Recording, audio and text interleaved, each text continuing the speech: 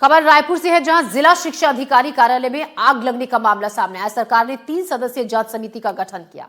समिति आग लगने के पहलू की जांच करेगी और जांच के बाद समिति 5 दिन में सरकार को रिपोर्ट सौंपेगी। संभागीय संयुक्त संचालक संजय श्रीवास्तव, जांच समिति के अध्यक्ष सहायक संचालक बजरंग प्रजापति और सतीश नायर समिति के सदस्य हैं। तो रायपुर में जिला शिक्षा अधिकारी कार्यालय में आग लगने का जो मामला है, सरकार ने 3 सदस्यीय जांच समिति का गठन इसमें किया है। समिति आग लगने के पहलू की जांच करेगी।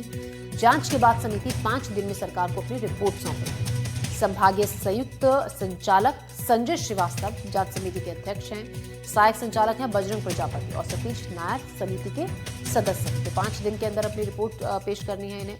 पूरा मामला 17 जनवरी की रात डीओ भवन में आग लग गई थी। आग में जो ऑफिस में रखे अहम दस्तावेज थे वो जलकर राख हो गए थे। आगजनी की घटना की जांच के लिए सरकार ने कमेटी बनाई है। 3 सदस्यीय कमेटी है, जांच करेगी। आगजनी को लेकर बीजेपी एमएलए पुरंदर मिश्रा के गंभीर आरोप हैं।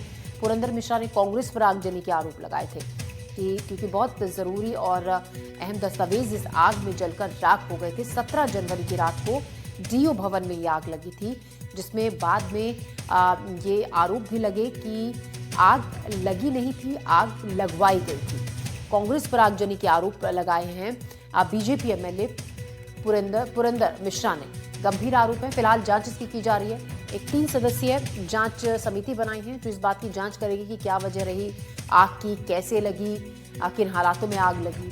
और इस मामले को लेकर जो जांच समिति है वो 5 दिन के अंदर अपनी रिपोर्ट सरकार को सौंपेगी।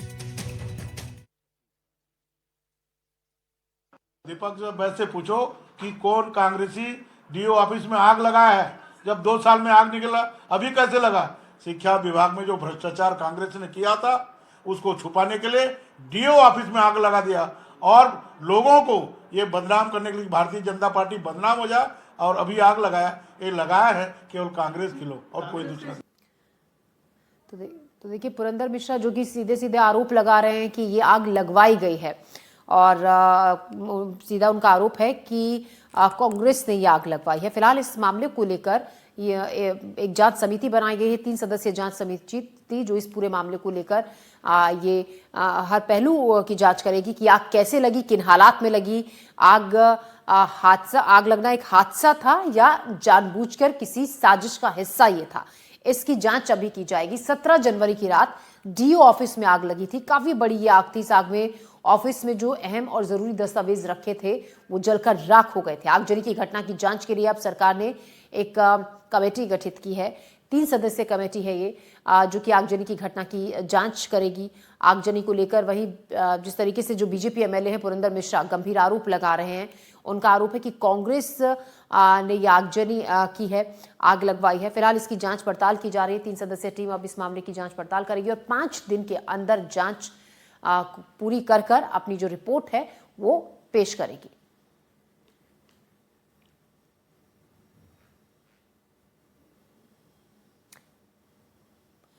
तो जिला शिक्षा अधिकारी कार्यालय में आग लगी और आग के बाद अब इसको लेकर आरोप प्रत्यारोप हो रहे हैं। समिति आग लगने के पहलू की जांच करेगी जो अभी गठित की गई है। 3 सदस्यीय टीम जांच के बाद 5 दिन के अंदर सरकार के सामने रिपोर्ट पेश की जाएगी। संभागीय संयुक्त संचालक संजय श्रीवास्तव जांच समिति के अध्यक्ष हैं। तो आपको बता दें कि 17 जनवरी की रात डीओ भवन में आग लग गई थी। काफी बड़ी आग थी और आग तेजी से फैली। आग इतनी बड़ी थी कि ऑफिस में रखे सभी दस्तावेज, पूरा सामान इस आग में जलकर राख हो गया। इन दस्तावेजों में बहुत अहम जरूरी कुछ दस्तावेज भी थे जो कई बड़े जो मामले हैं उनकी जांच से जुड़े हुए पेपर्स थे। ऐसे में आगजनी की घटना को लेकर आरोप लगाए गए। बीजेपी एमएलए पुरंदर मिश्रा ने आरोप लगाए, कांग्रेस पर आगजनी के आरोप लगाए। अब इस मामले की जांच पड़ताल की जाएगी। 3 सदस्यीय टीम जो जांच इसकी करेगी और 5 दिन के अंदर अपनी रिपोर्ट सरकार को पेश करेगी।